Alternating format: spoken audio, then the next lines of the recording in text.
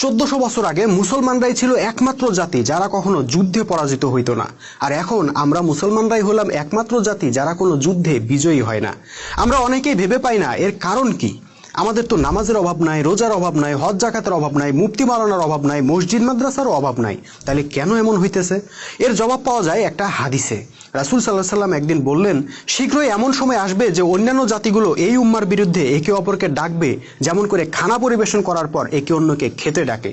এ কথা শুনে সাহাবীরা জিজ্ঞেস করলেন, ইয়া রাসূলুল্লাহ, আমরা কি তখন সংখ্যায় এতই নগণ্য থাকবো? তিনি বললেন, না, তখন তোমরা সংখ্যায় অগণিত হবে, কিন্তু হবে স্রোতে ভেসে যাওয়া আবর্জনার মতো।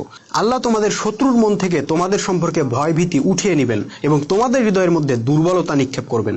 কেউ একজন আবার প্রশ্ন করলেন, ইয়া রাসূলুল্লাহ, এই দুর্বলতার কারণ কি হবে? তিনি জবাব দিলেন, দুনিয়ার প্রতি ভালোবাসা ও মৃত্যুর প্রতি ভয়। বন্ধুরা, এই হাদিসের সাথে আজকে দুনিয়াময় মায়ের খাইতে থাকা মুসলমানদের বৈশিষ্ট্য খেয়াল করে দেখেন, হুবহু মিলে যাবে। সাহাবীরা দুনিয়াকে ভয় পাইতেন আর শাহাদাতের জন্য ব্যাকুল হয়ে থাকতেন। আমরা ঠিক তার বিপরীত, মৃত্যুকে ভয় পাই আর দুনিয়ার জন্য ব্যাকুল হয়ে থাকি।